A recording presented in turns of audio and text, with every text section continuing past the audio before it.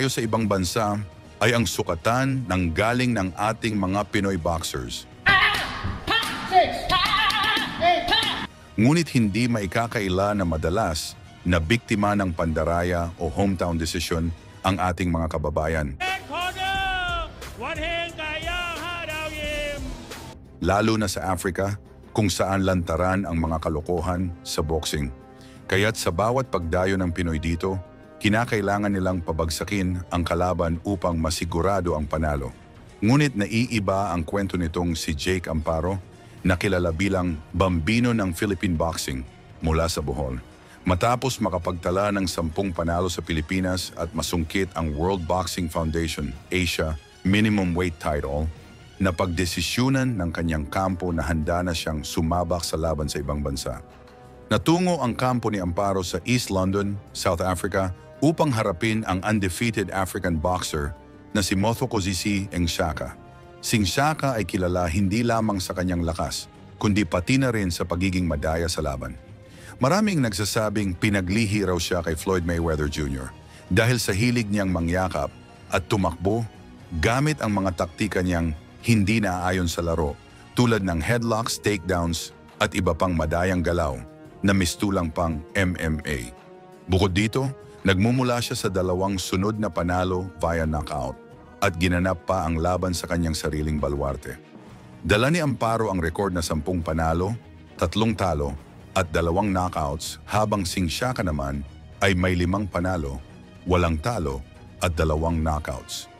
Isinagawa ang laban sa International Convention Center sa East London, South Africa. Sa unang round pa lang, agresibo agad ang 2 boxers na gustong makakuha ng maagang panalo. Suot ni Amparo ang blue trunks, habang black and white trunks naman ang suot ng Aprikano. Kitang-kita agad ang lakas ng kanilang mga suntok na nagpapainit sa laban. I thought it's in the first round, it's hectic because you can feel that power because you're cold. Yes. But yeah, it's a good question. Important. Mothokozisi Ngxaka seems to be definitely shorter.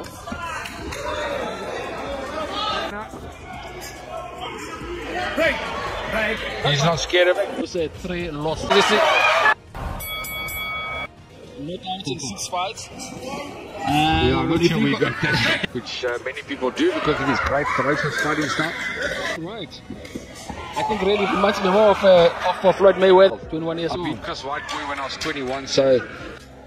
And at what age did you win the world title? 25 years old, I got a shot at him feet alone. All right. So 3 years later, now my record actually in the UK against Derek Chisora. For Kevin Lerena, I'll actually be interviewing him tomorrow at the Golden Gloves office and ask him about this massive opportunity.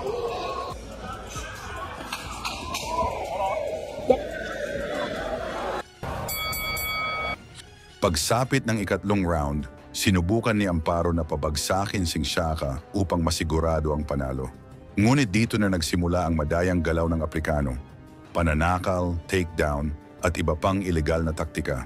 Man in to counterpunch and doing a good job of that. I'm not sure really. Yeah. As you can see now, no exactly. At the moment, there is nothing much really. They're pretty quiet right now. They're quiet right now. Yes. It's a real man to get in a boxing ring, that's for sure. Yeah, and only the 3rd round. Be as good as your opponent allows you. Yeah, and as they say, also knock is not allowing him to land. yes. As they say, stars make fights. Well, yeah, you know, anybody can say whatever they want to, but you only...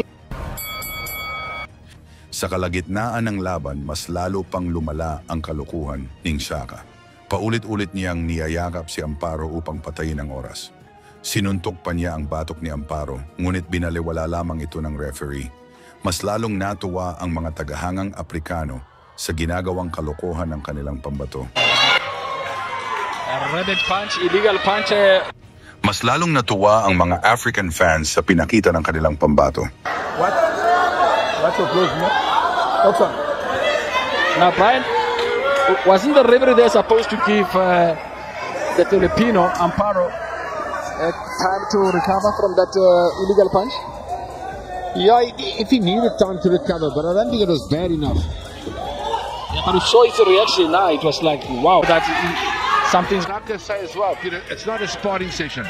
Yeah. This is the real deal. Yeah. You're getting paid to entertain. It's a game, yeah. Well, as we said that, there's something to A bit quiet. Now they seem to be waking up. They just took good defense and making the other box on.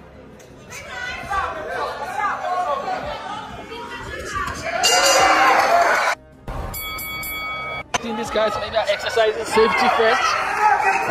But you gotta take a gamble in the fight game as well. To beat the gap nicely. Yeah. And then like that. But then he takes it away again.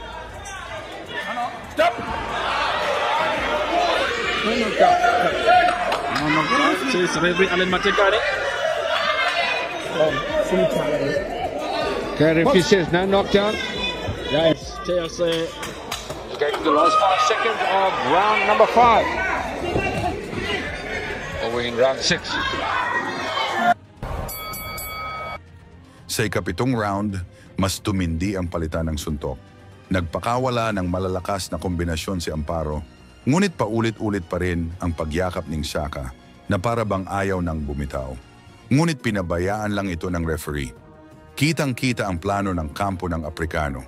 Patagalin ang laban at umasa sa desisyon upang makuha ang panalo.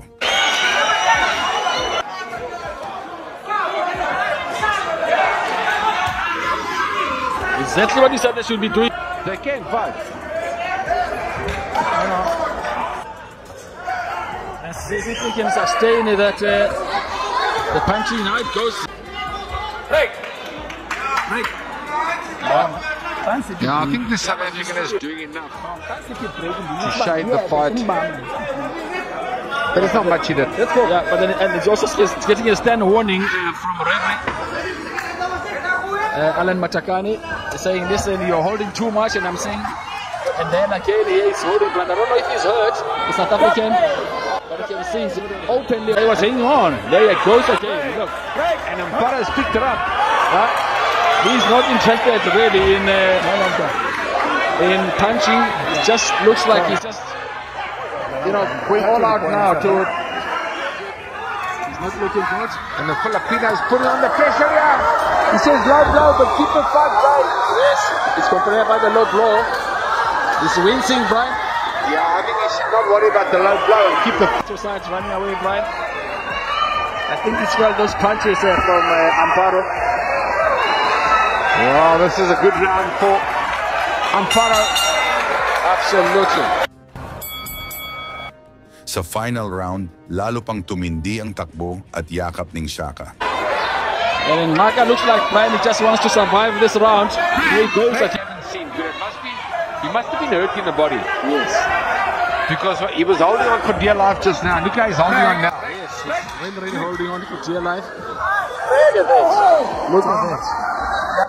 What is he doing? They should take a point away. Maybe the referee next time around is going to take the point. Maka ready. Another good body punch from Amparo.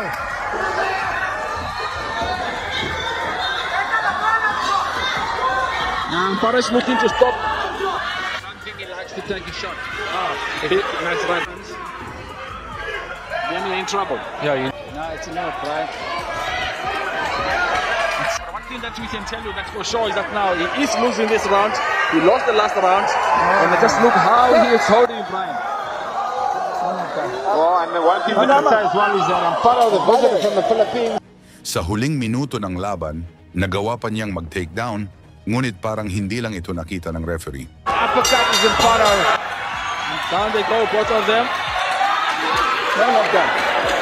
Well, I kind of think the referee should have taken a point away Yes, he's a while ago for that holding because he's blatantly holding. blatant. Nagbunyi ang mga taga-suporta ng Aprikano, kumbinsidong panalo na ang kanilang pambato sa desisyon. Pagdating sa scorecards, bakas sa mukha ni Amparo ang lungkot at tila hindi na siya umaasa na manalo sa balwarte ng kalaban. Ngunit laking gulat ng lahat nang si Amparo ang ideklarang panalo. There you go, Brian. You called it. He said he's winning the last 2 rounds. You win the last 2 rounds, you will win the fight if the fight was close. I'm so happy that that happened now. Yes, Because Habang labis namang nagalit ang kampo ng Shaka, hindi nila matanggap na natalo ang kanilang pambato sa sarili nitong baluarte. 75 to 79, and Judge Ngotuana calls it 74 to 78. Your winner by unanimous decision, and he now makes it an 11th win. It is Jake La Bambino Ampara. There you go, Brian. You called it. He said he's winning the last. Lagi niyong sundan, huwag magpapahuli. Pag-usapan ni bakbakan, balita niya at laban. Mga Pinoy na di nagpapagapi. Salamat sa mga suporta na lagi nandyan.